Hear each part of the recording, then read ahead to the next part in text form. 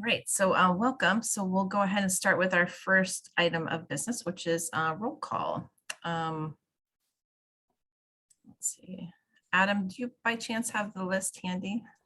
Otherwise, I can bring it up. I have it open. I can just read the names too. Yeah, okay. Yeah.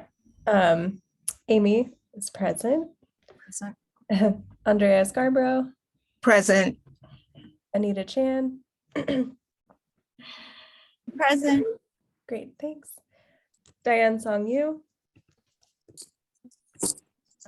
Gil Lopez. Present. Gotcha. Janet Ferreira. Present. Awesome. Jasmine McPherson. Present. Great.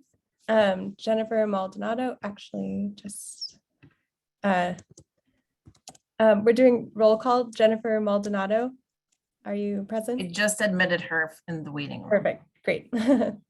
And Jenny Lynn said she was out today. Cangela Moore. Okay. Kara Napolitano. Here. Hello. Great. Hi. Catherine Servino. Okay. Mac Lawrence. Yes, I'm here. I'm on the 917 number. I'm just mobile right now. Hi, Mac. Hey, Myself, I'm here. Richard Nunez Lawrence. I'm here. Great. And I just saw that Catherine Servino just joined. Ruth Essa. Present. Great. Susan Latham. Here. Great. Toby Shepherd Block. And Vanessa Ventola. Here. Great. Hi. So for community boards, CV1, Antonella De Severio. Present. Great. CV2, Frank Wu or Laura Shepherd. Present. Gotcha. CV3, representative. Present. Great. And Bilal, yes, I must have skipped over you because I saw that you were on. So my apologies, but I have you down. Carol Michalski from CB4.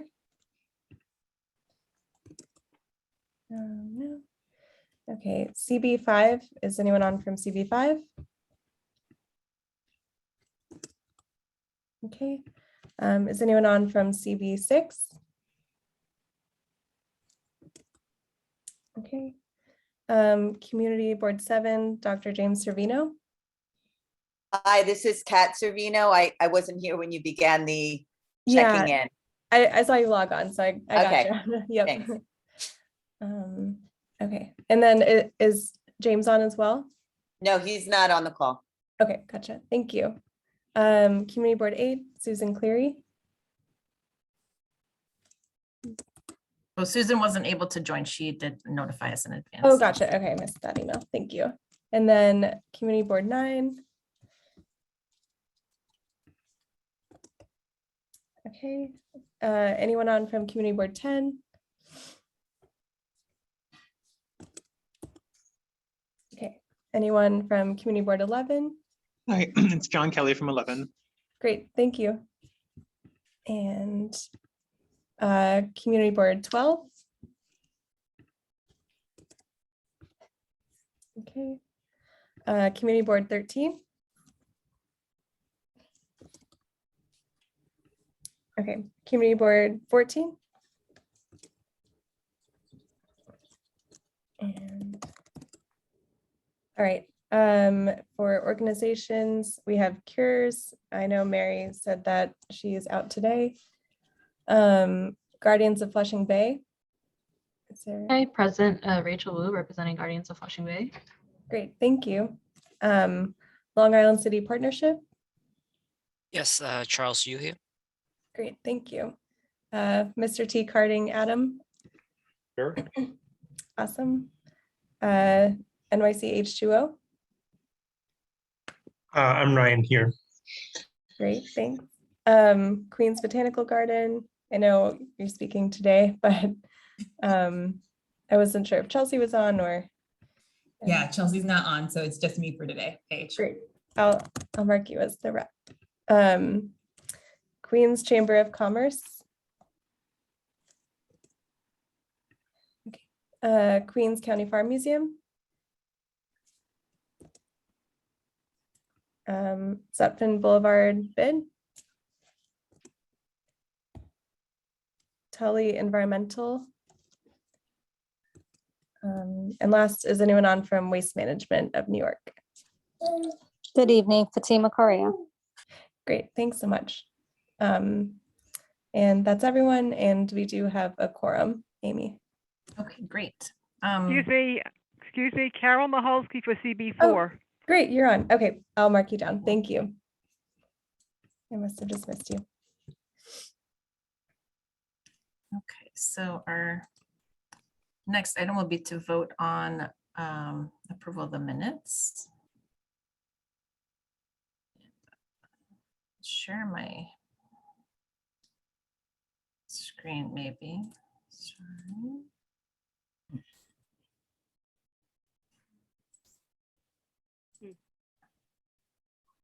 Okay, so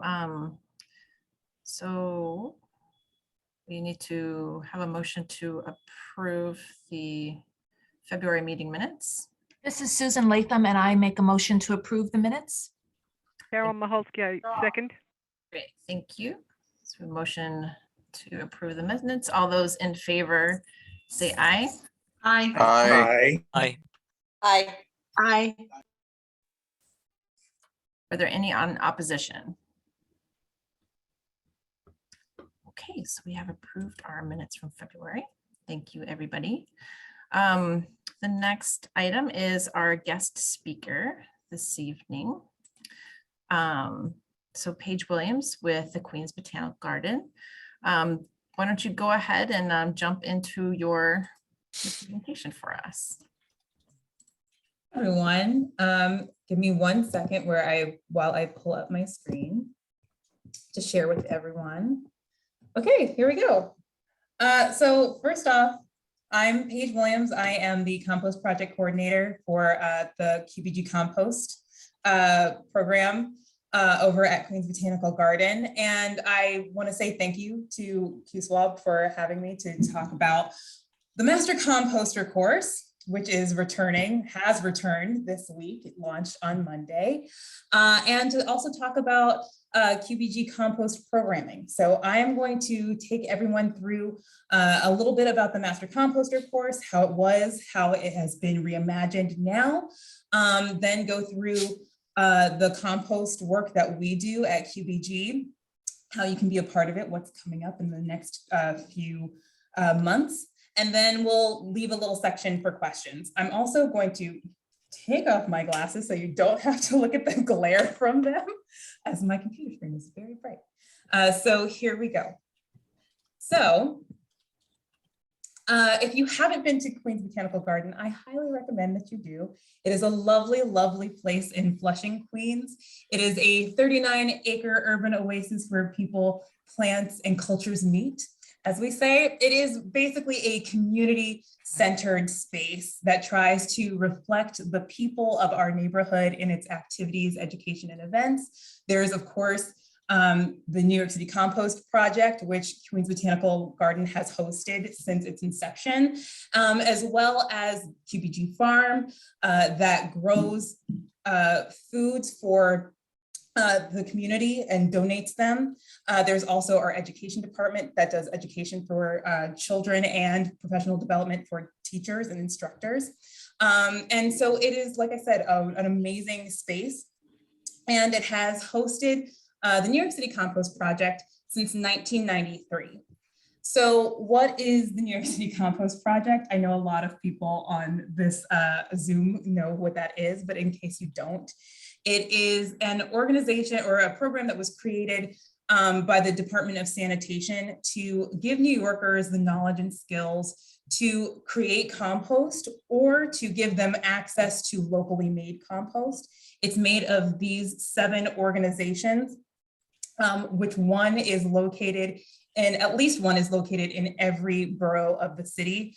And a large part of what this program does is, again, teach people about how to make compost, and that is done, heavily done, through the Master Composter program. So the Master Composter course was started in 1999, and it's an advanced compost education and outreach program, basically allowing people the knowledge to make compost and then also advocate for composting in New York City, helping the goals of DSNY in creating more compost opportunities throughout the city.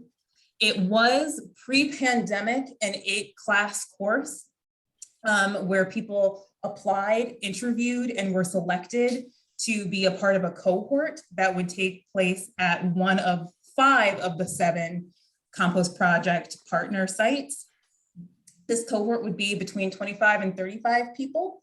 You would create a project to be presented at the end of the course, and you also had volunteer work and field trips as well.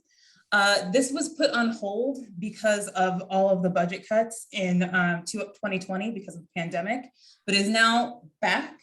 The pause that was taken in those 2 years allowed for a reimagining of the course to try and make it more accessible to more people, to allow more people access to the course and the ability to be able to take it. And so the result is now the course is 7 workshops that still requires 2 field trips and 30 hours of approved volunteering. However, there are no applications, there are no fees, and there's no ending project. These classes can also now be taken asynchronously, meaning that you can take them out of order and you can take them with any compost project partner that is hosting the workshops. So if you're kind of going by your own schedule and all of the schedule for Queens Botanical Garden doesn't really work for you, and something that is being taught by Brooklyn Botanic Garden works better, you can then take your class at BBG instead. You can also do a standalone workshop. So if you're only interested in site design and management, you can then just take the course or the class on site design and management and not have to go out for the full certification by taking all of the classes. The signups for all of this, where you can register and learn more information, where you can get access to the Master Composter manual, that is all now on the Make Compost Not Trash website, which is makecompost.nyc/mastercomposter. There you can find all of the registration information for the workshops and the field trips and volunteer activities. So if you are kind of taking these classes out of order and you're a little worried about not knowing of the information from the class that would have come before, you can go onto that website and look up the Master Composter manual, read up on the chapter before the class you're going to take, so you have a little bit of context before you jump into the class you're taking. So just to say what our schedule for teaching is at QBG, we're basically teaching 2 of these classes per month. They're all of our classes are going to be in person on site. We're going to make use of all of the space that we have. We're very lucky at QBG. We have not only, of course, our processing compost yard, but we also have our demo site as well. So we plan to make use of all of that in all of our classes throughout the course. And so if you're interested in any one of these, now I know, and I can't remember off the top of my head, we just looked at them. Some of these are already sold out, but you can, I know, boo. But you can go and check that out on the Make Compost Not Trash website. And like I said, we're not the only people teaching it. There are 4 other compost project partners that are also teaching the course as well. So you can still take those classes, even if one of them at QBG is sold out. However, the nice thing is that this is just one of the things that we do at QBG. It's part of the outreach and education aspect of our work as the New York City Compost Project. All of the partners are tasked with these 4 things, as you can see on the screen: outreach and education, technical assistance, compost site and urban farm development, and then food scrap drop-off and local composting. And the Master Composter project is like just one part of what we do as part of that work. In our educational programming, we have things like workshops, which we have the Compost Mix, which is basically an online like office hours opportunity. We ask people to come and bring their compost questions, and for an hour we can talk about them. We like lead with a different topic every month and just get to know different composters in the community and answer their questions. We're really excited about, we've got the Seed to Soil workshop that's coming up this Sunday. So if you've ever wanted to kind of get your garden, your spring garden basics down, the compost department and QBG Farm are working in tandem to present this kind of gardening basics, of course, with an emphasis on composting. And then if you ever wanted to come and see what like the process of making a compost windrow is, you wanted to take part in that, we have our compost build days. We're actually having one this Monday morning. So if you're free, come on down. We also have our beautification days, where we kind of clean up and tidy up our compost spaces. And this year we're doing a lot of gardening. So if you're interested in that, it'll probably be a lot of gardening as well. And if you know a group, if you are part of an organization, or if you are working in a school and you know a lot of kids who need volunteer hours, we do have group volunteer opportunities as well, which you can find at queensbotanical.org/calendar. And then another aspect of what we do is we work to create and support food scrap drop-off sites. So if you are familiar with like King Manor Museum in Jamaica is a food scrap drop-off site that we work with. Kew Gardens CSA is another one. We help these organizations to host food scrap drop-off sites. It's people basically making the space for New Yorkers to be able to divert their organics waste. And we help with technical assistance and materials as certain organizations either process their own material, or we partner with some of our partners in Queens to haul that material to be processed elsewhere. And this is also a great way that we do small compost give backs. So you can see in this lower picture that we go and give out our little 1 pound bags of compost, which people are always great to get, are always happy to get. And then there's also support from us. So we just launched a website. It's queensbotanical.org/compost-requests. And if you would like information tabling at your event, so if you want to just kind of inform people about how to compost or what the resources are to compost in their area, or if you just, want to show off a worm bin, we can do information tabling for your event. We also do presentations, which can be done either in person at your site or virtually. We offer technical assistance. So if you're building a system and you need some help with how to do that, we can help you out. And then of course, composting materials. So either browns for composting, or if you want compost itself, if you're like doing a beautification project, we can help you with that. That's for the compost material specifically though, is for organizations and groups, so not individuals. If you just like need compost for your rose garden, we can't help you out in that way until we have a compost give back event. So if you're interested in any of that, you can visit that website, find those forms, fill those out, and we can start to connect with you to make that happen. And then we're very excited about this because we're cool like that. We just got an Instagram page. We're very, very excited. So if you want to follow us on Instagram, it's a great way to just kind of see what we're doing, learn some fun compost facts. And of course, we have, link in our bio. We have links to everything that I talked about, from Master Composter registration to registration for our own workshops, our newsletter, volunteer opportunities. All of that is now on our QBG Compost Instagram.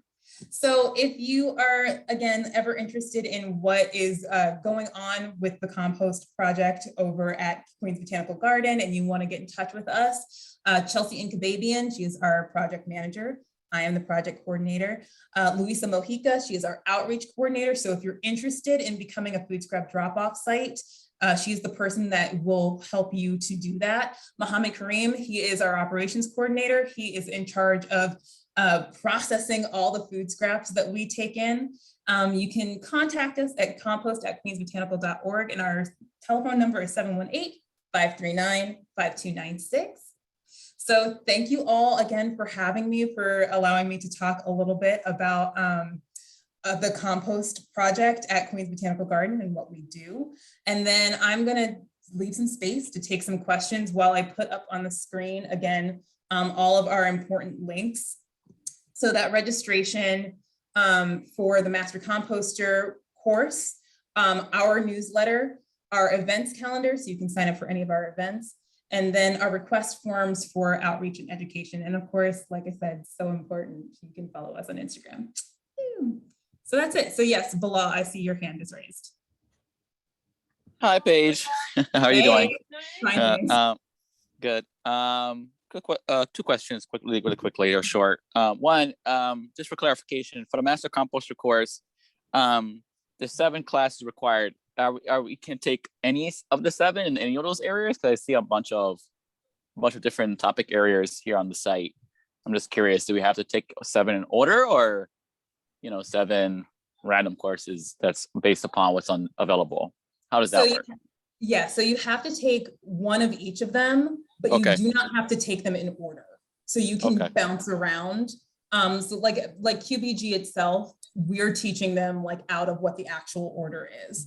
So if you were to just take it through us, you would take all 7 classes, you would have taken them out of order, but you would still have taken all 7, and that would still, along with the field trips and the volunteer activities, that would still get you the certification. Great, thank you. And lastly, what was the email to contact if you want to bring a volunteer group or bring some volunteers to the to QPG? What was that contact email you said? It is. Or we can do that on the website.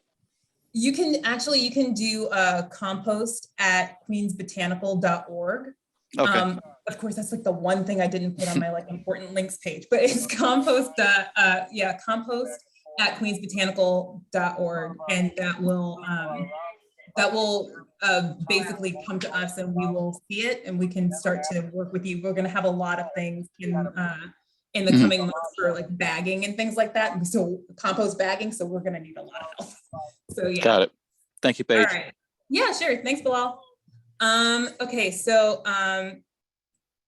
Jasmine. Oh, Yeah, sorry, Jasmine and then Joyce.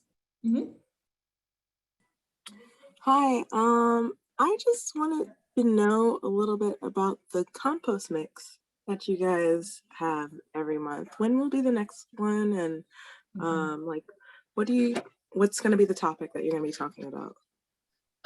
So our next compost mix, as I make sure that I get the date right, they're always, for easy remembering, it's always the second Wednesday of every month. So the next one is going to be on April 13th. And that one, I believe we want to talk about compost advocacy.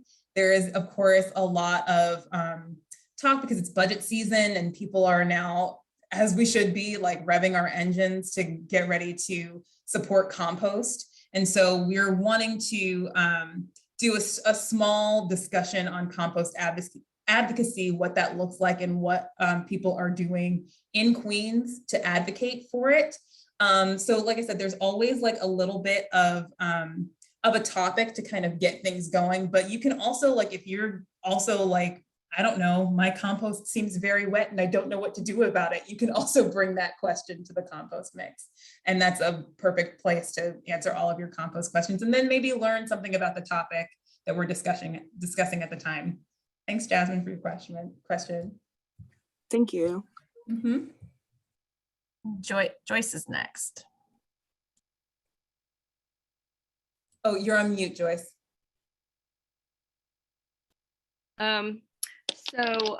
It's interesting, Paige, that only today I got notice of the master class for composting, and I went on the website and I saw that there was an online course that's offered by New York Botanical Garden, which would be most convenient for me because I live in Manhattan. And it turns out that it's all sold out. So I don't know, when it first became available, but it was really fast. I love the Queen's Botanical Garden, but it is a big trip for me to get there. And I think you also have special events. That's part of the composting requirements. So I was planning on doing that for a special event, but I think I can't do it because of what I found out about New York Botanical Garden. Well, there is, again, we're still taking into account these different options that we have. The online versus in-person options were something that were discussed. And so it's good to kind of know and have that feedback that we may want to in future have a few more online options for people. We did have like pilot classes back in January, and there was a lot of desire to have them in person. However, you know, life is crazy busy, and sometimes being able to just like hop on a Zoom is easier to do.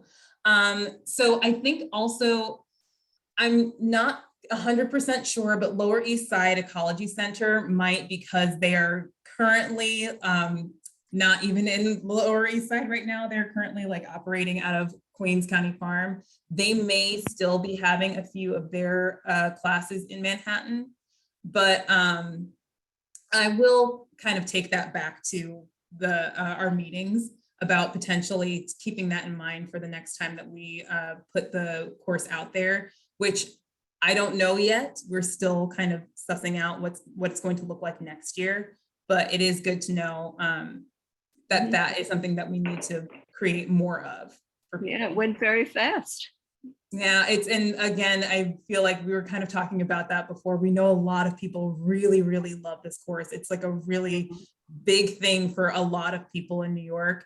And so I think because people have been waiting for like 2 years, there was a lot of excitement for it, but we'll get there. We want to make sure that everybody who wants to be able to take this course can. So the demand is very good news. So yeah, it is. Thanks, Joyce. Yeah, thank you. Are there any other questions for Paige?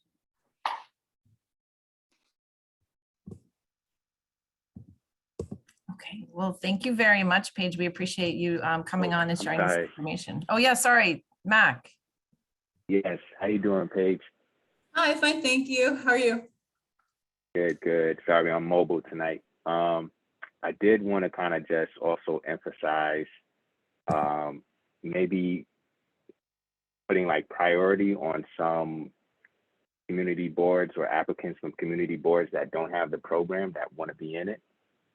I know from my own past experience pre-COVID, I tried to get a part of the course for a couple of years, and I was, waitlisted every year. I'm from Community Board 12. We don't have a compost, we didn't have a curbside program in our area, but I would think, it would be good for people that want to get into it, that are from an area that doesn't have, food scrap drop-off sites or those, public drop-off sites, if they could, have some priority in the applicants. Yeah, I feel like that is something that I can definitely bring back to the meetings when we talk about it, because again, like that is the hope, is to make it more accessible, especially in places where there is not, like, we have to get the composting like education and information to all of New York. And it's kind of like it's a never ending cycle. If we keep on, if we keep on not being able to reach the places that we need to get into.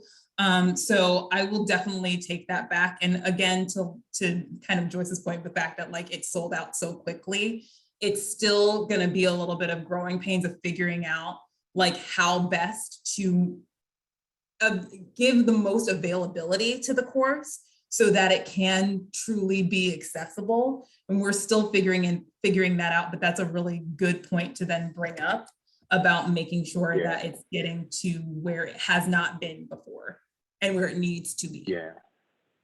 Oh, thank you. Yeah, like even if you just look at the zip codes and just see how balanced it is, where you're, getting the applicants, you know what I mean? Like a little over here, a little over there, a little over here, a little over there, just to spread it out, make it a little more equitable. Yeah, no, that is an incredibly good point, and thank you for bringing it up. Yeah, and I'm gonna take that back. Yeah.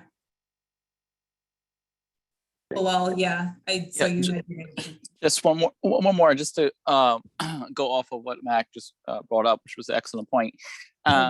We do have a resource group that I'm part of, and so is Mac. The Black Queens Resource Group on Facebook has like over 15,000 African Americans that live throughout the borough of Queens, with a large concentration of those who live in Southeast Queens, you know, Community Board 12, Community Board 13, and that area there. So maybe if you are interested, QBG is interested in doing a presentation within that group, somewhere similar to what you did with SWAB.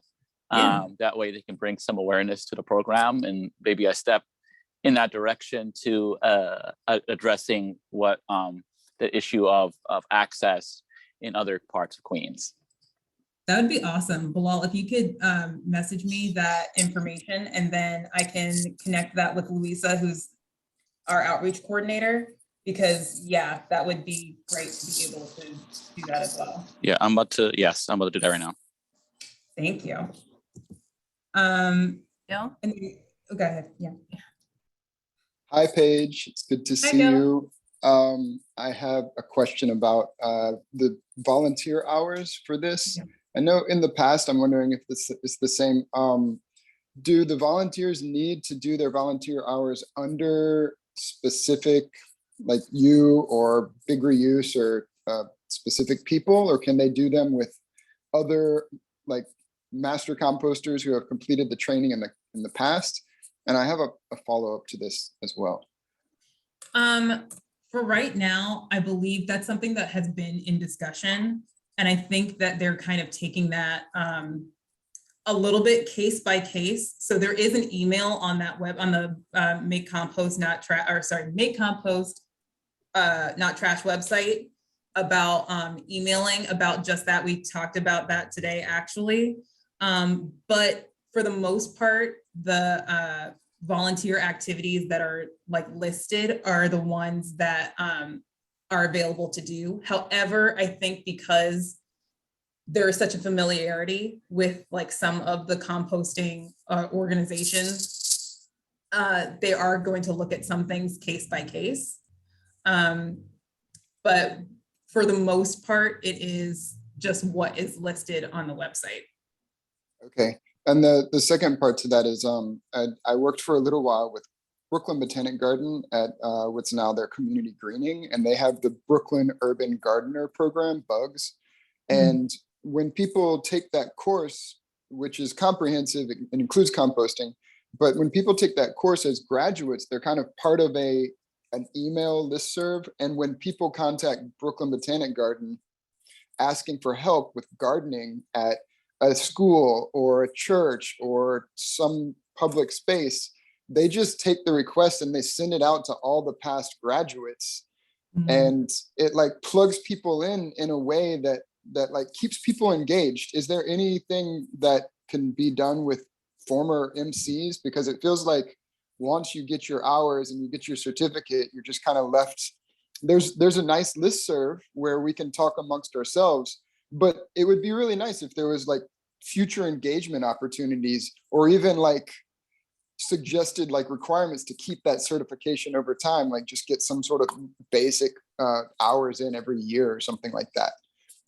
That's a really good point, and especially like that would have been a great point. I don't think even previously the master composter had something where it was like you could like re-up your hours in a way, which I think is like a great way to, again, there was a perk to that too. If Brooklyn Urban Gardeners who's got that certificate kept up the hours every year, if they volunteered and did this work, they would get free membership to Brooklyn Botanic Garden, and they would get to go to some of the classes that were normally you had to pay for. Yeah, I think they are wanting to create at least a a newsletter to at least keep connecting the master composters after they have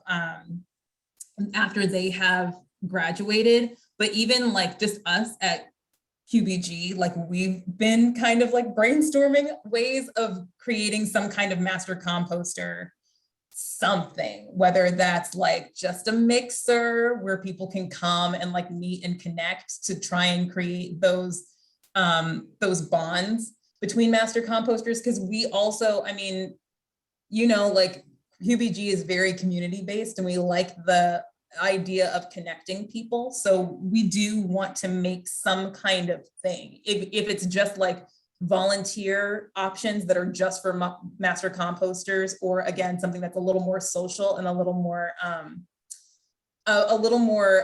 connective and community building, to make sure that some kind of way, either through like the channel of like master composter through DSNY, or just through us, to make sure that like master composters have some kind of connection still after they're done. Or even specifically, like if you're taking the classes all online, you might not meet other master composters. So having some option to actually meet people in person would be great. And again, like this is all, I'm so happy to have these conversations because this is all stuff that is very, very helpful. And I am actually really glad to I'm excited to bring all of this back to the discussions about it. So thank you for bringing all these things up. And thank you, Paige. This is really exciting to have this come back on and be more accessible. Yeah, I agree. Thank you. Thank you very much. Yeah, if there's further questions, I mean, Paige, did you put your email, or like you have this contact, we can send this, if you have information that we can send out to the group after, or you can drop a link or something in the chat for everybody for follow-up. Yep, I will definitely drop both my work email and then also QBG Compost's email as well in the chat. So if you have any more follow-up questions or want to, you know, make sure, like, please tell them this about about the Master Composter course, please, please, please tell me, because it's actually, the more, we said this in the pilot courses, the more feedback that we get, the better we can make this course, the better we can make it work for the people who are trying to take it. So it's really very helpful for all of us to have this information. So again, thank you so much for having me and giving me the opportunity to talk about this with all of you. Thank you very much. All right, so we'll move on to our next item. Mac, I know you're mobile, but I know we tabled your website update from the last meeting to this meeting. So I wanted to give you a chance to give a brief update, and what have you got? Yeah, well, I know the group hasn't seen it. If you want to just share it on the screen, like pull it up. Sure. I'll give you it because it's live. 1 second.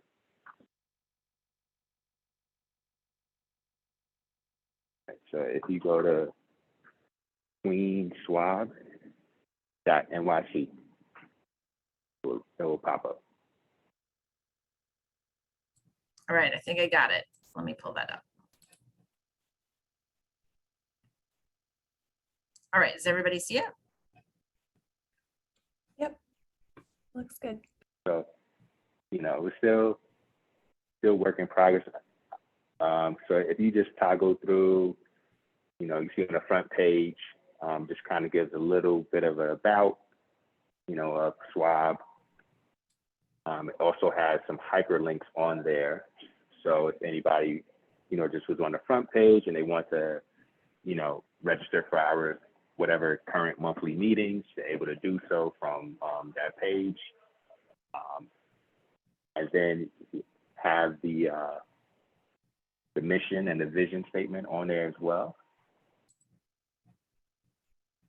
Also, an outline of all the committees we have.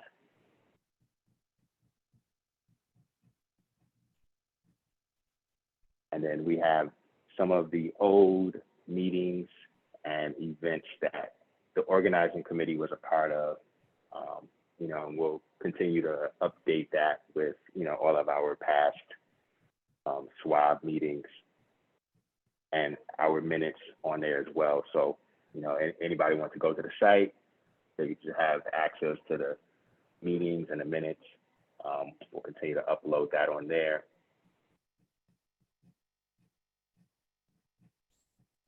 And there's also a big tab where we have all of the resources and some of the things that we've worked on. You can see a piece about the State of Waste of Queens report that we have on there.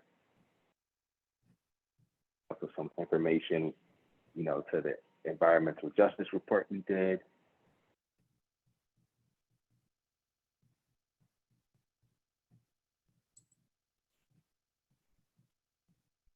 And then also on that other tab, we do have a contact page. So if anybody was interested in SWAB, you know, we'd be able to, you know, just put in their information and we can start to put them on our newsletters or our mailing list.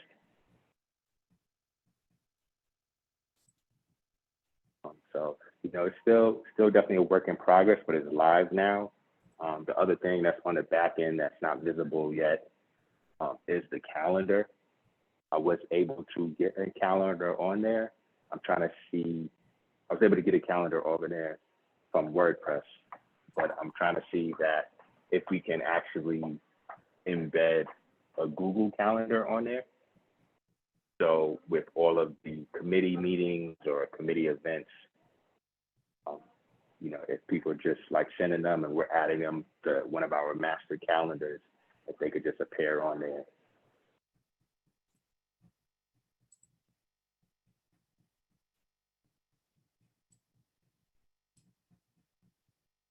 Those looks So great. definitely, you know, yeah, definitely open to feedback. Yeah. And, you know, still would love to help. I know the communications department reached out and Carol also just reached out also. So I'm gonna link up with y'all in the next coming days or so. You know, share the password. So Yeah. y'all can also just help out, you know, upload or edit, however, you know, whatever skill set that you're able to contribute to. Yeah. Mac, under events is the event that we're co-sponsoring with EQA, their event that we're co-sponsoring.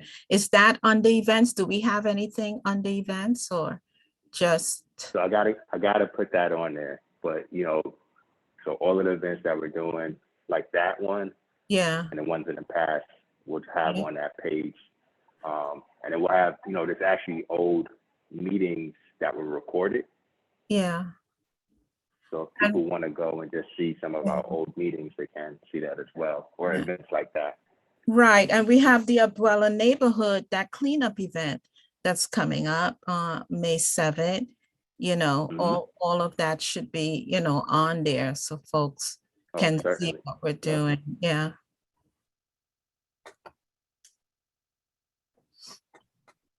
Yeah, no, Great. so we'll definitely get all of that on there. Yeah, thank you very much. Yeah, and like Max said, if anybody has any suggestions or feedback, please feel free to share that. Who, Mac or Janet, who should we reach out to, or should we put in the contact form on the website? What would be the best way for people to provide that feedback?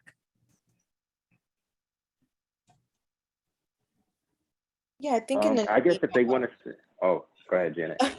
Oh, no, you could go ahead, Mac. I was gonna say, yeah, I guess in the Google group meet, right? Like that email would be good, or That's exactly what I was like, about you know, to in say. case, yeah.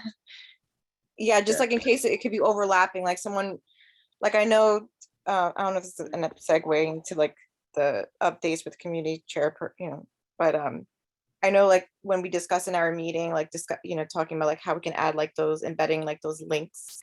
Like if you compare like Manhattan SWAB, like in the bottom they have their links that you know you could kind of click to the social media, just that way it's like a little bit more current of what's going on. And just little things like where we could add like you know visuals too. This is all like brick by brick, right? We're working getting there, and it's definitely a website's definitely like a hands-on deck thing. Like of course anybody that's on here now that has experience with WordPress, I know Anita and trying to you know express interest in that, but it really does take a few people just to kind of get things moving. And I know that's gonna like part of one of our goals too, to, kind of get the website up and, really getting up to where we like it, it's definitely updated with all the events and calendars and more visuals. And also some, just good information to know, like things maybe coming from the mayor's office, things that we get. Is there opportunity to put that on the website?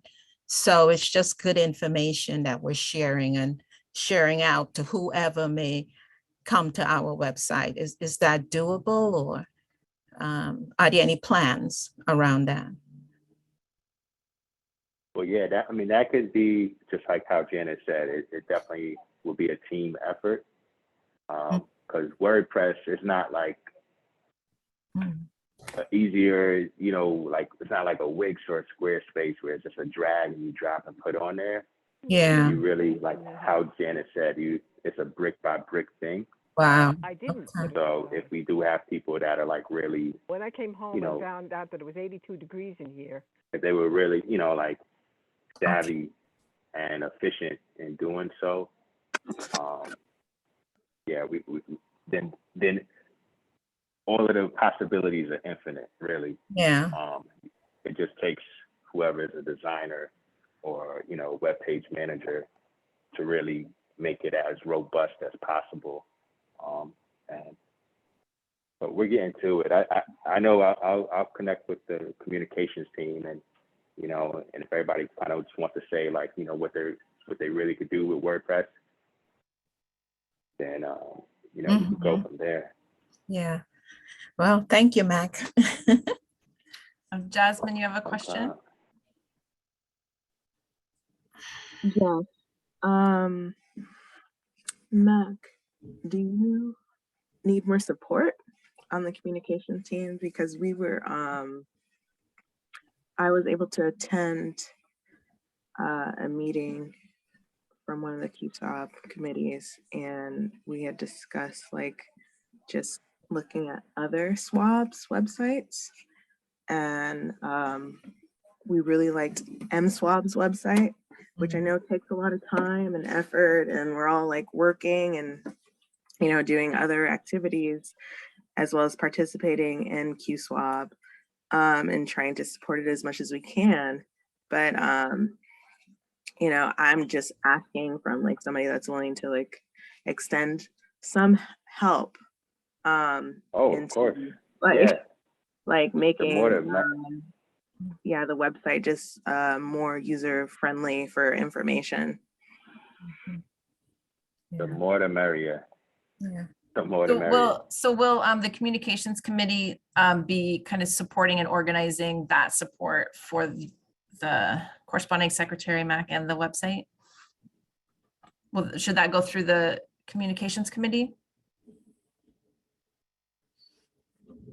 I think we could definitely like organize it, because we're already talking about it. And I know part of our meeting, just discussing like our goals, like just kind of pulling together, and which we're going to discuss in April. But at least we know that one of it is the website, ways we could update it. And like Jasmine said, like kind of compare, like, MSWAB, they have like a great website, but of course we could put our own jazz into it. But just how they're like, obviously more advanced, and in the sense of like how everything's like placed and put together and user friendly. And but again, like it's really just something that we need help in a sense of like the hands-on deck part. Anybody who has experience working on WordPress, maybe I don't know, like whoever on here that could help with that, and even just like suggestions. So would it be all right, Janet, then for the communications committee to coordinate with Mac and like put together a list of the things that need to be done, and then those who have been offered support to be able to help? Yeah, absolutely. Yes. Okay. Anita, you have your hand up. Hi, I know that we have the Google groups going on Gmail, but I wanted to know if we have a QSWAB calendar yet that people can import onto their own calendars. I think that's a crucial step to getting a calendar onto the website? Yeah, I think that's still in progress. And I think a needed component as well. I think that is actively being worked on, and hopefully the next thing that will go out as a priority. Yes, and I think we're agreed that that would be helpful. All right, well, thank you, Mac, and everybody for the work on the website. It looks great and in the right direction. And yeah, so if you want to offer your support and you have experience and or time with website stuff, because I'm not one of those people, please reach out to Janet with the communications committee, and then we'll coordinate those who need the help with the things that need to get done. So thank you. I'm going to bounce around a little bit in our agenda. I'm gonna, Joyce Bialik from Manhattan SWAB is on as a guest speaker, and I know that was a new business, but I'm gonna just bump her up so she has time to talk about it, about the tobacco legislation. I'm sorry, I don't have two screens today, so I'm not looking at it directly, but Joyce, I'll go ahead and pass it over to you to introduce and explain a little bit about what you are doing and supporting. Oh, thank you, Amy, for this opportunity to talk with the Queens folks. And I'm impressed that you have all of these community boards with you. That's really helpful. We should do that in Manhattan as well. So, so what happened is that I went out with a neighbor to do a garbage walk. And if you really look closely at what's on the sidewalk on the street, you see so many of these little things that we call cigarette butts. And so we collected them, and then we wondered, are they dangerous? Are they a source of pollution, of some kind of hazardous waste? And we discovered to the affirmative that they are made of plastic, the cigarette butts are, and they also have toxic chemicals. And there's kind of billions of them worldwide. In fact, international health organizations are now, calling it a major environmental and health threat. So we thought, and members of the Manhattan board, and I'm the chair of its residential recycling and reuse committee, we thought it would be helpful to educate the public about the health and environmental hazards. And one thing we did was to organize scans, pickups that we advertised. And we did so, and in the process, we attracted an NPR reporter. I got interviewed. There are photos of me wearing a butt costume. It was all kind of fun, and we could be picking up butts until we're blue in the face, but it's not going to really be dealing with this problem like legislation such as was introduced in both the Senate and Assembly, the state Senate and Assembly. It's called the, let's see. It's funny, I have the act right in front of me. But actually, the bill 1278S and let's see, other one, A4308 is designed to ban the sale of single-use filter cigarettes. It's a tall order. It's really difficult. When I spoke to Senator Kruger's legislative aide about what we can do to move it forward, he said, you need a lot of organizations behind you. You can't just knock on the door of individual legislators and say, my name is Joyce Bialik, and I think this bill needs to be passed. They need to see that health and environmental organizations are really interested. So one of the things we're doing is holding a panel of experts about the problem, health-wise, environmental-wise, and I'm going to invite every single legislator, every single environmental health organization I can find. And we thought that it would be great to have the name of every SWAB on the invitation. But of course, every SWAB also has to support the bill and hopefully work with us to go to legislators and say, we really want this bill passed. So let me see if I can just read a few statements from the bill. It's funny, I couldn't find the actual statement of the title of the bill, which is weird. So let's see. Cigarette butts are a plastic product that significantly contributes to pollution in soil, waterways, and beaches, and impacts the health of fish and other wildlife, as well as the safety of the food supply for humans.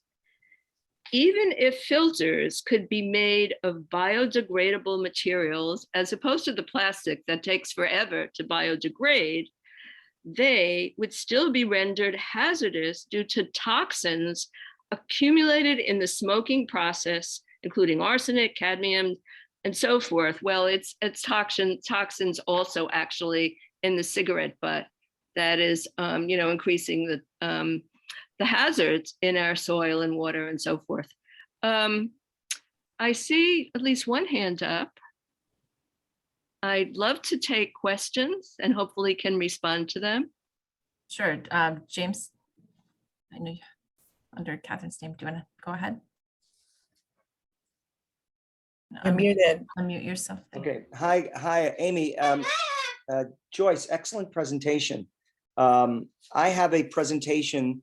I'm a marine and atmospheric scientist up at the Woods Hole Oceanographic Institute, as well as environmental chair of CB7.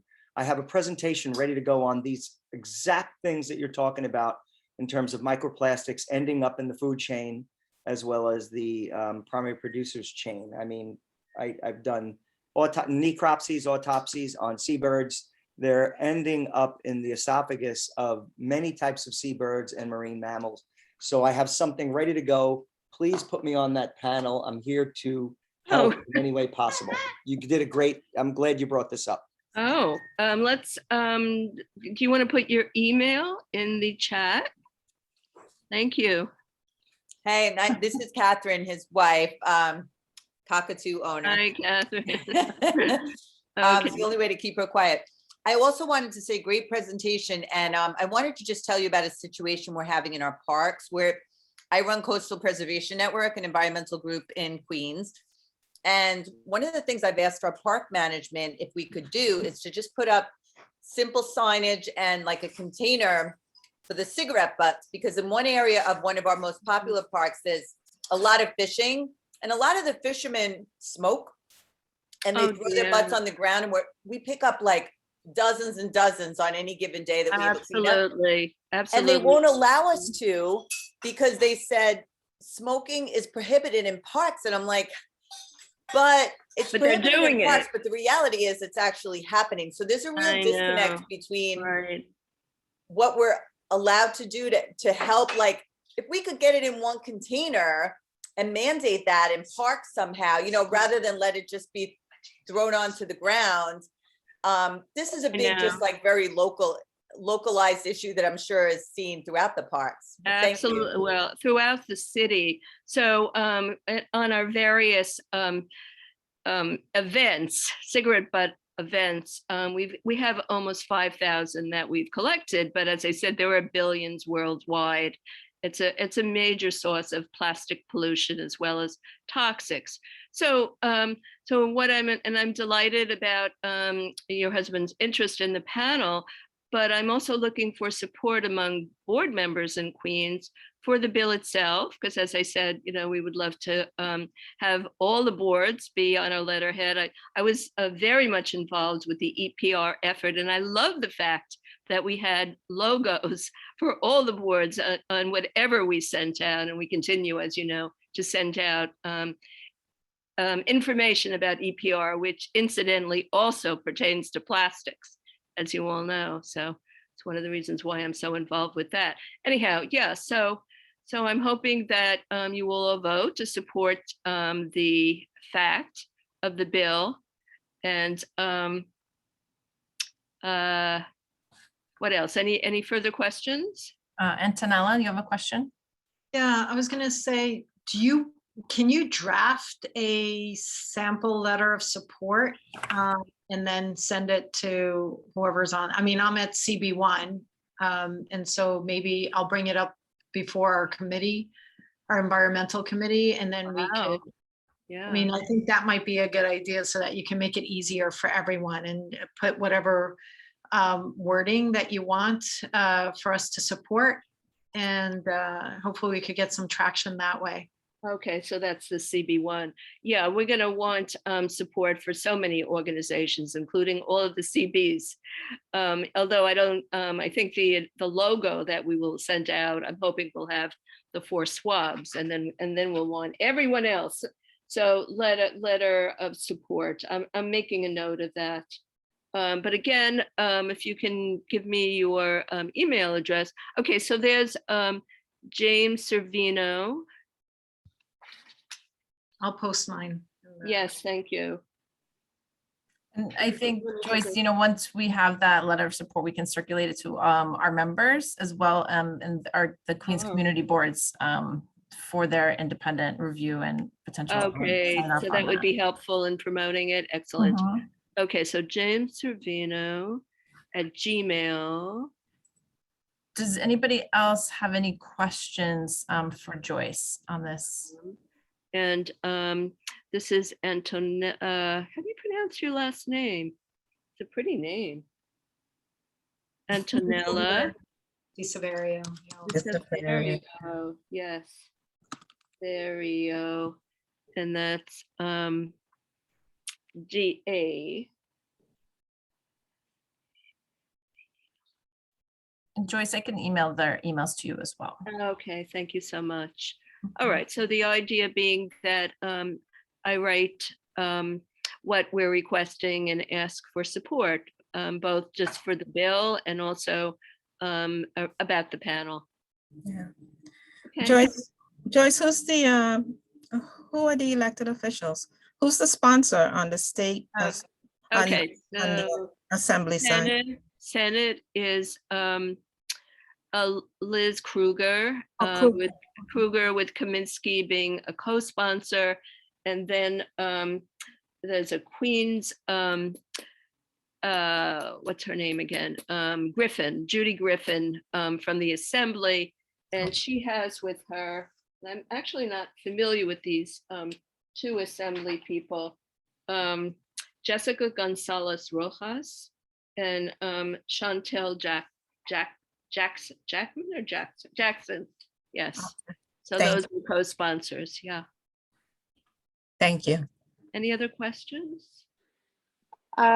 Is there a date by which that you would need the letter to be signed on to? I know that the community boards only, meet once a month. The community board 3's meeting was last week, for example. So right. So I don't know if you can do an online vote for support.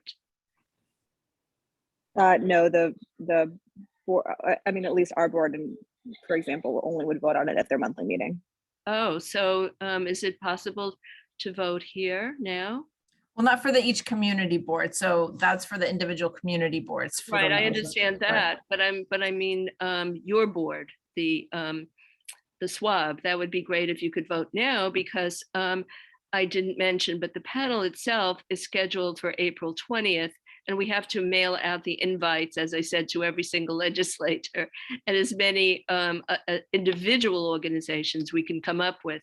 So maybe by April 10th, I would want to know which wouldn't. So that's why it'd be helpful if this board could vote as to whether you support the legislation and are okay with having your logo on the invitation. Well, I mean, Andrea or Adam, do we want to make a motion to put that to vote here in support of the April panel and of this bill? Or do we need additional information?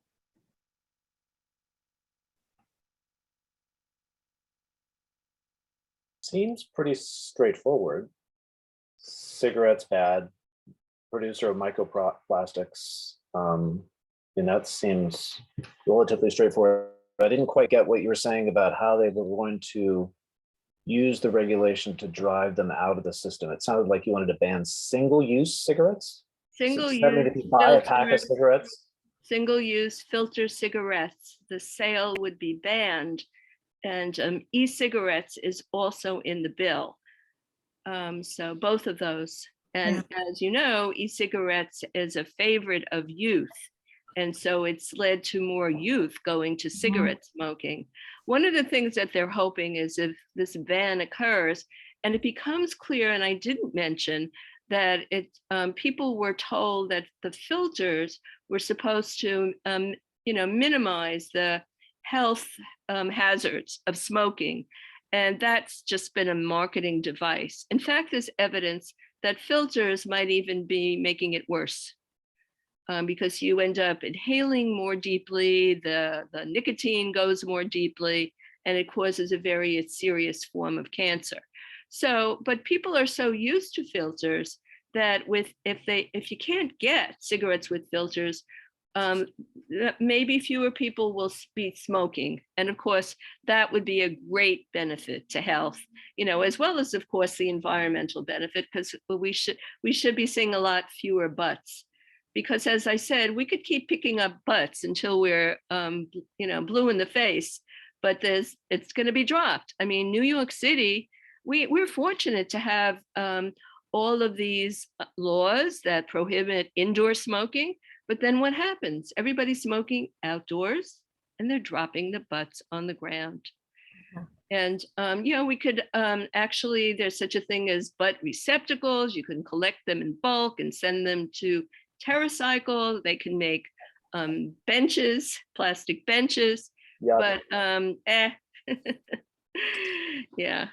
So you're right. It's fairly straightforward. Joyce, But I failed to mention that the filters don't help smokers. It's a problem for smokers too. Yeah, Joyce, did I hear correctly? I think you were wanted to have a letter, a prepared letter with all of the SWABs on there. Not a letter. I think the ask was to use for Queen SWAB to support the legislation and support the event, to use our logo in promoting the event. That's right. Because I love that everything we sent promoting out, all of the events. Yeah. Okay. Yeah. All 4 SWABs. It was just wonderful to have that. So I'm hoping we can get it for this law and also for the panel. Okay. So what, if EPR happens, are cigarettes included in that? Are they gonna tell them if they have to all smoke Camel straights with no filter? No, it's cigarettes are not, it's packaging. Maybe it would be the packaging around cigarettes, but not the cigarettes themselves. Yeah. Well, I would say let's ask our members, Amy. I'm okay with that. So Thank you. just need a motion. I'd like to ask a question before we go forward. Sure. This is Catherine. I'd just like to know, are we referring to banning over-the-counter cigarettes like packs of Marlboro, Newport, et cetera? Is that what this is? No, single. Banning the sale of the filter cigarettes. Yeah, so cigarettes would be available, but not with filters. So like most cigarettes have filters these days, right? That's the point I'm trying to get at, like Marlboro, Newport, whatever other brands. I'm not a smoker anymore, thank God. But so that means your standard cigarettes, most of them that you would typically buy would be made illegal? In New York City, they couldn't be sold. Ah. Yeah, because again, the filters are so bad environmentally and they hurt smokers. Do we have unfiltered in other states? California tried to do this. It didn't work the first time. They're trying again. And we're concerned because the latest we heard they've been talking with the cigarette companies. I mean, the cigarette companies are, always a big force to overcome. But we've succeeded in the past, and it would be nice to do it this time as well. I should add that there are a few current cigarette brands that do not have filters. And they've been on the market for a while. So the cigarette companies could still sell cigarettes in New York State, but not with the filter, not the single-use filter. Would it be an option to support the April event?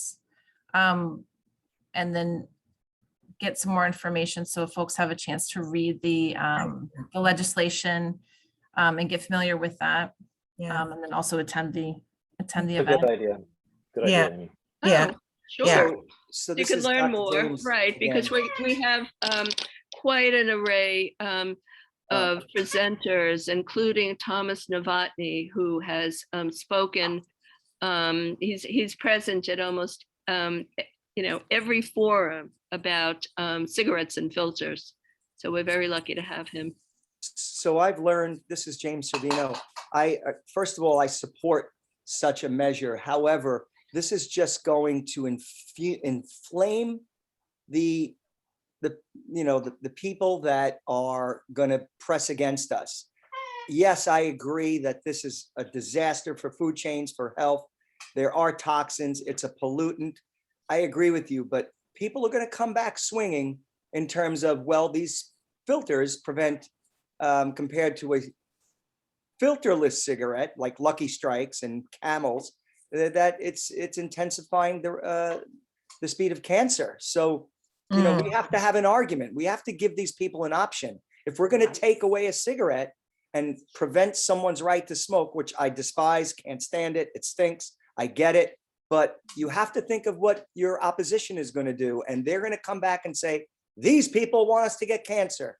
Filters were put on to prevent against cancer. So we need to give them an option so that they can kill themselves with cigarettes. I hear you, but they need to also be educated about the fact that the filters are not protecting them, and that could even lead to a more serious cancer. There's some evidence of that. And, the fact that, you've been hoodwinked. I mean, we want them to hear. And remember that smokers are really a minority of the population, even though they're leaving so many butts. Yeah, I need to see the peer review science on that. So I'll start reviewing the literature because the science is going to back us up.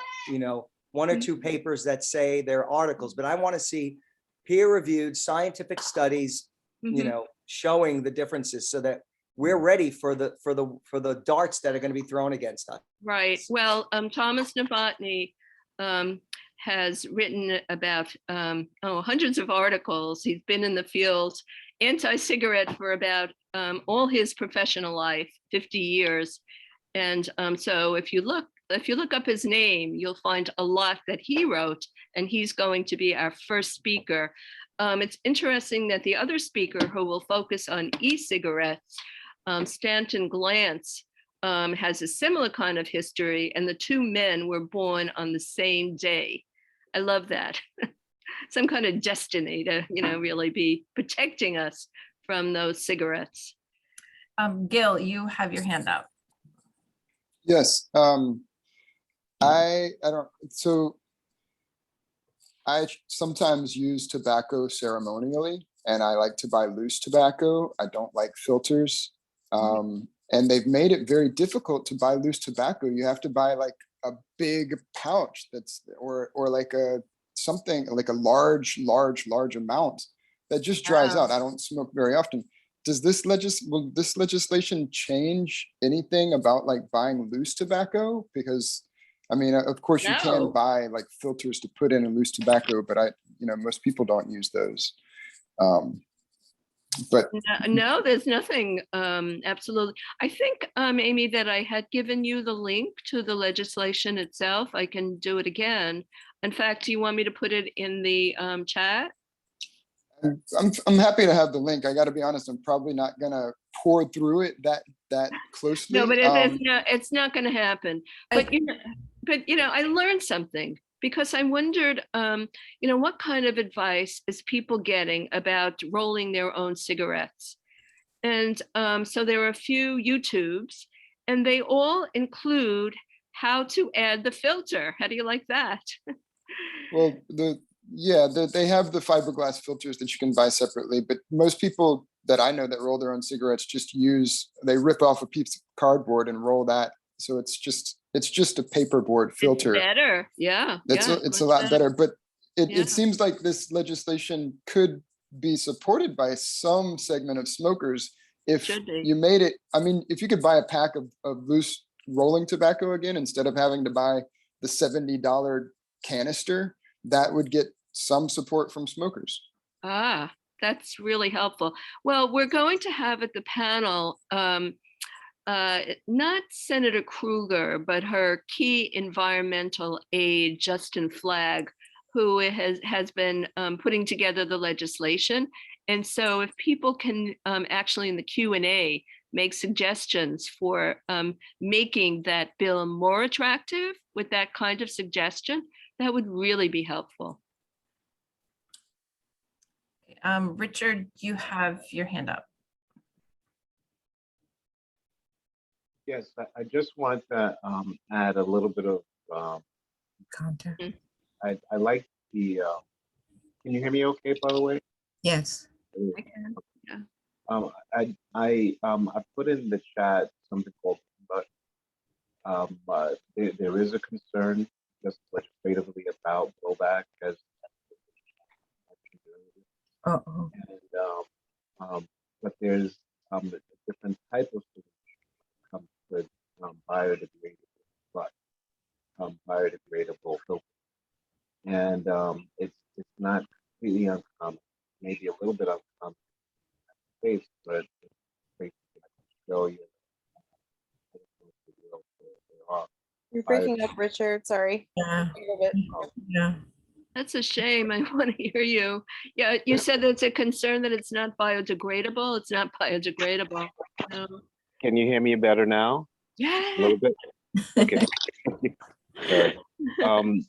There is a little bit of a concern about the biodegradable butts, but it's not as much of a concern. If there could be a friendly amendment or a conversation about amending the bill to have biodegradable butts or filters as opposed to just getting rid of the filters or the selling of the filters, force manufacturers to sell biodegradable filters instead. That could be an industry disruptor, and potentially solve a lot of the issues that were brought up today. Let me just say that there's a history of trying to play around with a better filter, and the cigarette industry hasn't done it. There's been a lot of discussion, some kind of push. It just hasn't happened. And that's part of my suggestions, that perhaps with this legislation, if we're going to push the legislation to get rid of the filters in general, that's an option. But a suggestion could be to address some of the concerns that today is just to propose that instead of getting rid of the filters in general, just altogether, perhaps to say, in order for filters to be sold in New York State, it has to be biodegradable or else no go. I like that. So that's another suggestion for the legislature. I've had a lot of conversations about this bill, and I like the fact that I'm getting some interesting suggestions here. I just wish that Justin Flagg was here with us right now, but we definitely need to have time at the panel for such ideas. Either no filters, or you gotta do something that's biodegradable, and no more toxic chemicals. Those heavy metals that are very dangerous going right into our water. Maybe we can hold any further discussion on this, and maybe, I don't know if we move some of this to the legislative committee. Richard, I don't know if you think that's appropriate, and then maybe hold on voting in support of the bill, but support of SWAB panel, or I love that idea. If support we of the could do that. panel Yeah. If you could, yeah, if we could have you on the invite to the panel, that would be great for now. And again, you've raised some really good suggestions for Yeah. improving the bill. Yeah. So could somebody make a, So is there a motion to SWAB support for the April 20th panel? April 20th panel on this legislation. So moved. Seconded. We have a motion and seconded in support of SWAB supporting the panel on April 20th. Sorry, I've got my battery. It's going to die in just a second. So I'm signed in on my phone. That's what I was doing just a minute ago, so I don't like kill everybody out of this meeting. Okay, so motion has been made and seconded. I just want to confirm that, Rachel, we do have a quorum still. Sorry, can you confirm what is the motion again? Yeah, yes. it's a little complicated. It is. So what is the name? I'm sorry, I don't have both of my screens up right now. So the name of the panel? Yes. It's a panel about the S-1278 Senate bill, whatever it is, smoking, I'm sorry. Tobacco Products and Waste Reduction Act. So thank the you. panel, what is the panel's title is? It's the discussion of the act. Okay, so Manhattan SWAB is hosting a panel on April 20th regarding S-1278 and A-4308 Tobacco Products and Waste Reduction Act. Thank you. So the motion is in SWAB support of the panel. Do we need a re-motion and second for that, or is the existing still okay? Yeah, existing is fine. He just needed clarification. Yeah, I think we all did. Thank you. Thank you. Okay, so. Oh, yeah, and we still have quorum. Okay, thank you. Amy, I'm sorry. Can I ask a quick question? This is Catherine, just so I have total clarity. So it's in support of having the panel, but we're not saying that we're supporting the legislation in its current form, correct? Right, that is correct. Thank you. So the motion is just in support of the Manhattan SWAB hosted panel on April 20th in discussion of this legislation. Right. With an opportunity for you guys to, bring up your ideas. Okay, so all those in favor, Rachel, do we need to do a roll call or can we do ayes? We can do ayes unless there's just major dissent. Okay. Yep. So all those in favor, please take yourself off mute and say aye. Aye. Aye. Aye. Aye. Aye. All those opposed, say nay. And are there any abstentions? Okay, so the motion passes to support the event. Can you please send me the contact information for the chair of your legislative committee? And so I will send some background information. Yes, we will do people want to study the bill. Yes. Yeah. Great. So thank you, Joyce, for bringing that to us, and we look forward to learning more, and we'll circulate the text of the bills and then information about the panel as well. Oh, thank you so much, and looking forward to you all being there and being active participates with your thoughts and questions. Okay, and thank you for having me here. Okay. Thank you. Take care. Bye. Thank you, Joyce. All right, so let's get back to the committee updates. Janet, did you want to go first with communication committee? Yes, hi everyone. I'll just quickly go because we kind of touched base a little bit earlier with like Mac regarding like the website, but overall during our meeting we just kind of touched base on our social media calendar for the month of March, and we'll be collectively pulling together for April for like digital and in person. There's a lot of events going on, especially from like e-waste events like this weekend at the Queen's Botanical Garden on this Sunday to like Refashion Week that's coming in April and like Earth Day and Earth Hour. So we're just collectively pulling all that together. And we had our guest speaker with the Queen's Botanical Garden today, which is great, having that set up. And in the future, we're going to keep just a potential, you know, guest speakers for the future if we come across anyone. And then, yeah, we just kind of set some goals like beyond the website, just other ways that we could kind of just have a goal for 2022 by the end of the year that are just kind of like our top tier. We're going to be sharing that in our April meeting. And then,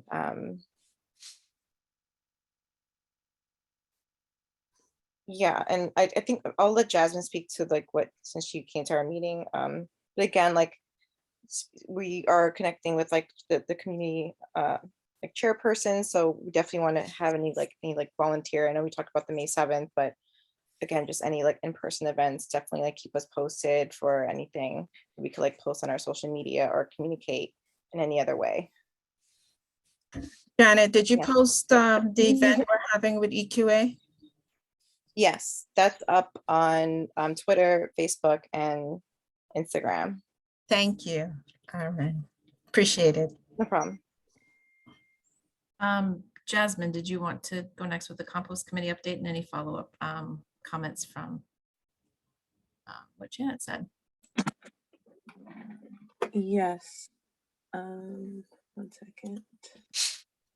I go to my notes.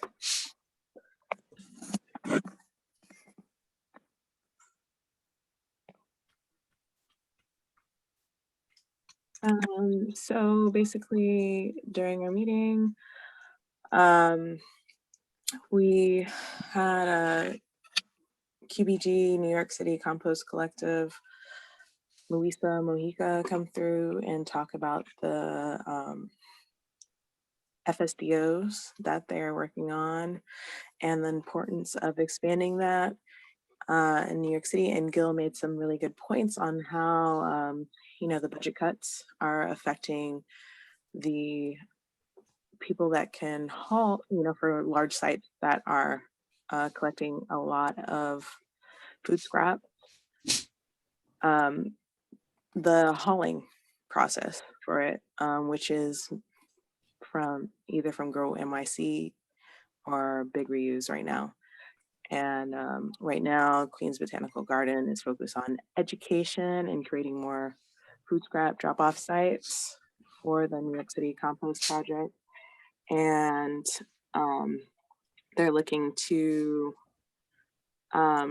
reach out and do either online educational presentations or trying to find volunteers to staff FSDOs that have issues with maintaining the compliance of being open year round. Yeah. And moving staff FSDOs that are, and Gil made a really good point about moving staff FSDOs that are successful in certain locations like Manhattan, certain parts of, you know, Brooklyn or Queens to EG locations that are unstaffed. And, you know, I definitely have seen that Big Reuse has made a push to open more locations for food scrap drop-off sites here where I live at in Community Board 13. But without the support of people willing to continue that once, you know, who knows what happens with the funding, who knows what happens if they continue it or not. But, you know, educating people and then all of a sudden, you know, up and leaving without having the volunteers to maintain that area, the advocates to push for it, is an issue that we discussed during that conversation with Luisa. But like I said, anybody that's willing to open up and support a food scrap drop-off site Queens Botanical Garden in Queens. Queens Botanical Garden is open to talking to you to open that site up. We also discussed the field trip we were looking at doing to Newtown Creek and the waste management facility that provides the scraps to Newtown Creek as well. We look to open that up to members of the sanitation committee and all community boards and elected officials. I'm still waiting to get a number on the amount of people that can come out to it. And sorry, Jasmine, did you want to extend that to the QSWAB members as well? yes, also to QSWAB members. Do you have information on that you can send around? Or I apologize if you sent it and I missed it. No, I didn't send it because I'm waiting for confirmation on a date.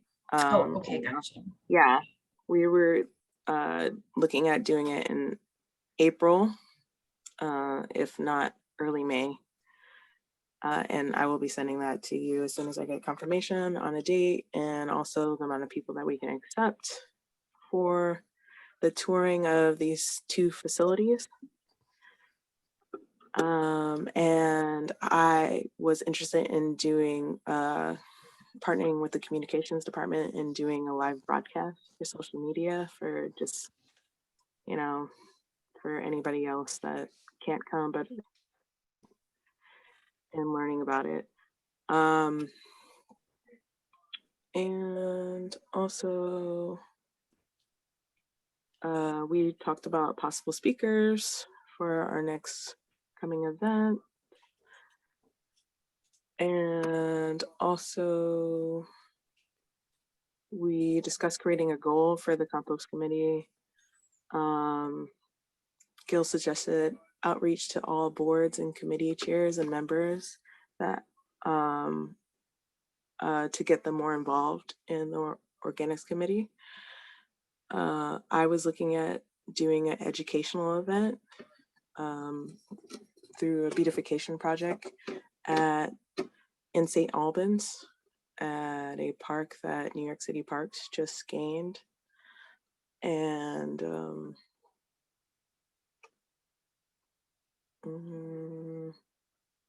I guess, yeah, that's it.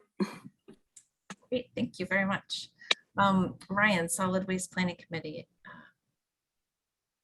Yeah, so we had a small meeting last week. It was just 2 of us. So we went through, we have all of the goals from the State of Waste in Queens report in a Google Doc. And we are going through and listing the committee or committees that are most seem the most relevant to the goal. And our goal is to have that filled out for our next meeting to then go through and talk about it, and then follow up with other committee chairs about what we found, just as like a helpful thing, not like a assigning out goals thing, but just looking at this incredible resource that we have, how we can make the most use of it, figuring out who best fits with each goal. So that's where we're working through that, and we'll hopefully have something next time to hint something more concrete to the committees. Thank you. Bilal, did you want to give an update on the Environmental Justice Committee? We didn't have a meeting this month for the month of March. However, if I may, been sharing out and just a reminder of the group for the Eastern Queens Alliance event that's coming up this weekend. So please tap into that. That is being hosted by QSWAB in sponsorship. So please register for that event. And there's also a bunch of other, as we know, spring is official now. Even though it may not feel like it, but a lot of community gardens are having spring kickoff events. Including Paradise Community Garden on 107-29 Inwood Street. That's Saturday from 11 a.m. to 2 p.m. So they will have a rapid test, PPE giveaway, seed giveaway, and a bunch of other community resources. And myself, I will be speaking at 50 Cent, Curtis 50 Cent Jackson Community Garden on Saturday from 4 to 6 p.m. They're having a season kickoff there. I'll be talking about composting. I'll be doing a composting presentation there. So that's 117-1565th Street. That's on Foch Boulevard. He has a big garden there that his foundation purchased back in 2007, 2008. About 10,000 square acres of land. Pretty nice facility there. And also lastly, the last announcement that I wanted to share to the group is the Abuela, it's Andrea Miskis Neighborhood Maintenance Group is having their Earth Day celebration coming up on Sunday, April 24th at Hollis Playground between 204 and 205th Street from 3 to 5 p.m. So there'll be clay potting, seedlings, nature and mental health discussions, and a music workshop as well, a DJ workshop as well. I'll share those flyers to the SWAB group so everyone can have that information as well. Thank you so much. Richard, Legislative Committee update. Sure. I emailed everyone a little bit of an update with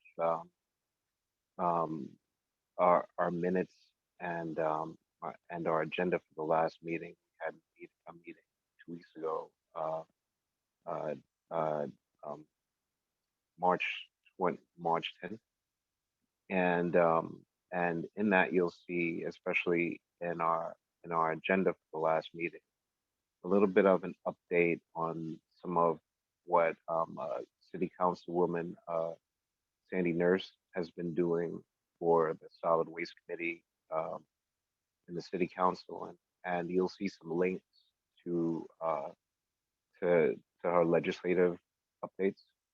And so a lot of them are meetings that she's had with the Solid Waste Committee that just updates the public on what's going on. In some cases, just updates on what sanitation has been doing, and then some updates on the battle to increase funding for the for sanitation for this fiscal year. The last meeting was today, and so in future meetings that we'll have as a legislative committee, I'll continue to send updates so we can be more appraised of things that has been done and things that will be done in City Council. Nationally, there's a scorecard. It's an environmental scorecard that with New York State reps, and no surprise, it's kind of imbalanced between Republicans, Democrats in New York State, but it's important to kind of look at the scorecard and look at our reps and kind of take a look at which environmental scorecard is where and why, whatever.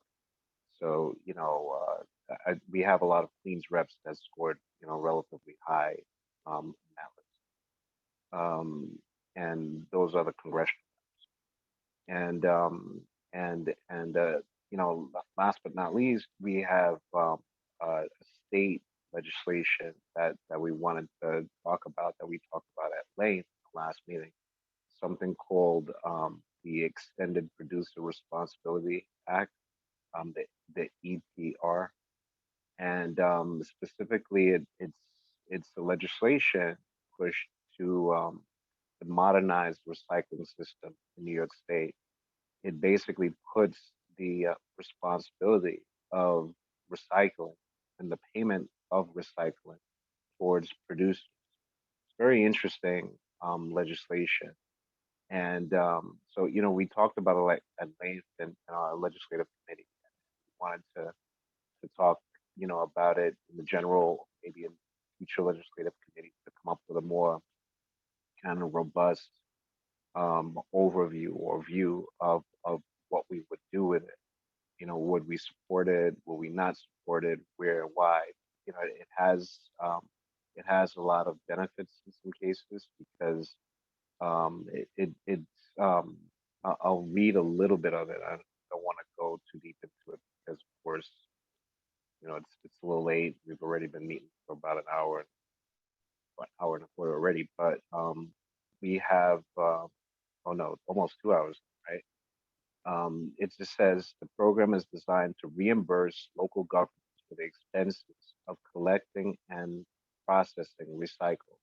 Producers, in turn, will pay for the collection and recycling of packaging materials they distribute into the state, thereby connecting consumer brand owners not only with the materials that they create, but to what happens to them once they're no longer useful.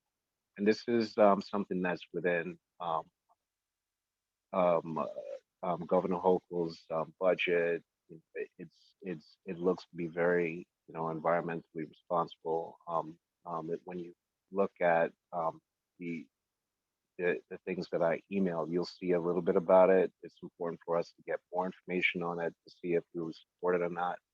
Um, if we want to support it now, that's great. If we want to kind of look on it more, we can, you know, potentially have more conversations and meetings with legislative. So you know, I think, you know, it's a really important bill, you know, to take a look at, and you know, we'll definitely take a look at the bill that Joyce mentioned earlier as well, because in some cases it could be very similar because it takes the responsibility of you know, more ownership in the hands of the producers of these products. In the conversation that Joyce mentioned was it's more into tobacco manufacturers, right? You know, if they were forced to create biodegradable filters, how different would that be for the environment? So in any case, those were some of the updates. Please take a look at the email that I sent has and the agenda for that lab, and that's it. Great, thank you. Kara, what had to jump off, but she gave her update. Rachel, can we make Kara's update that she emailed part of the record in the minutes? Yeah, I'll add it. Great. Okay, I know we're well over time. Andrea, I know that Bilal mentioned the event. I don't know if you wanted to say anything else about it.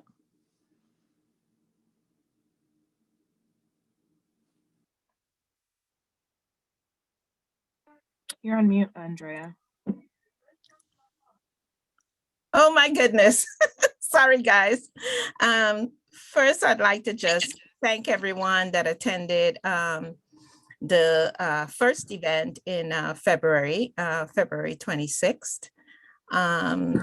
It was, well, you know, it was a good event. And we got a lot of good feedback about the event, a lot of interest. So I'm just glad that some of our QSWAB members did show up and did attend. So thank you for that. This upcoming event is this Saturday. And the theme, as you know, is Are We Addicted to Plastic? The speakers is our Kara Napolitano, education coordinator with SIMS. And then we have Dr. Jenna Jambeck, who's a senior researcher, environmental engineering, University of Georgia. And then we have Dr. Leonardo Tresand, who is a professor, Department of Pediatrics, Environmental Medicine, and Population Health from NYU Langone.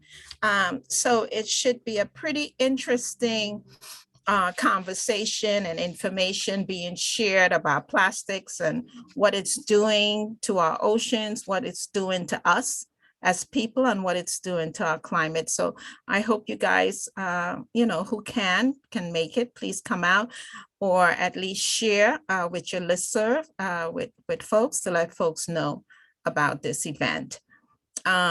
The next event after this one is going to be the Expo, and that's on April the 30th. Earth Day was getting very crowded in terms of events, so we thought the 30th would be the better date to have it. We've received commitments from vendors and agencies. Disney has committed to doing quite a bit, so has Big Reuse. So we're going to have vendors with tables and material. It's a live event, as you can tell. They do have a science center where the event will be, and at the Science Center, we'll be showing short films at a computer, a kiosk, just running different environmental films for the young people. We plan to have presentations around like every hour on the hour. There'll be a presentation, maybe 10 to 15 minutes, a demo on composting, a demo on recycling process, that kind of stuff. We also plan to have arts and crafts for the kids and family. Disney Department of Sanitation has committed to having their shredder truck there. We're going to have an e-waste truck there. We also have a vendor who has a business around vintage clothing. So she's going to do a fashion show on these vintage clothes. And the whole thought behind that is rather than throwing away your clothes, you repurpose, you reuse, you donate, that kind of stuff. She's done it in the past, and I hear these vintage clothes are fabulous. So that's part of what's going to be going on. There'll be giveaways, and New York Presbyterian Hospital is going to be giving us some the KN95 mask. And so it should be a fun event. It's still being worked on, and you can tell from everything I've discussed, it's a lot of work, and we need help. So would love to have some volunteers. If anyone is interested in helping us, the event is April the 30th, but prior to that, there's a lot of planning going on. So if you're interested, feel free to reach out to me. I can put my email address in the chat. I think everybody knows my email address, but I'll put it in the chat. Stay tuned. So that's where we're at. Thank you, Amy. Thank you. Questions? Yeah, who has a question? I hear a question. I have a question as well. Ms. Scarborough, where is the event going to take place at again? I'm sorry, I missed that.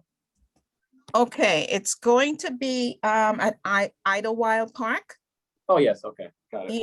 Yeah, that's where it's going to be. So, and they have the Science Center out there. Yes. Yeah. Mm-hmm. Yeah. Cool. Great. Okay, I just put my email address on there. Or you can also reach out to Mac, but we do need help. Have I said that before? We need help? Okay, thank you, Amy. All right, thank you very much. And I apologize, my computer died, so I'm on my phone now, but I think that wraps us up for today, unless I'm missing anything. You had nomination on here? Did you have nomination? Yes, I did. Thank you, Andrea, because I no longer have my agenda up. So my screen is down. So yeah, just real quick. In June, we need to have elections for new or either re-elect or elect new executive board and officers of SWAB. And according to our bylaws, we need to set up a nominations committee in advance, no less than 1 month in advance. So that will start the nomination committee for the April meeting, so we can get that process going. So think about it, if you are interested in perhaps being part of that committee, we need a minimum of 3 people to be on that committee to get nominations for the executive committee and officers for the next year's SWAB. And that was that. So Amy, any volunteers, send it where? Send it to you or anyone that wants to uh, Yeah, you can send it to me or the Queen SWAB 2019 email address. Yeah, and the board members cannot be on the committee. I don't know. I don't think so, but yeah, they- we'll look further into that. Yeah. Okay. Okay. Did I miss anything else on the agenda? No. I think that's it. Well, thank you everybody for staying on past our time. I appreciate it. And can I get a motion to adjourn? A motion to adjourn the meeting.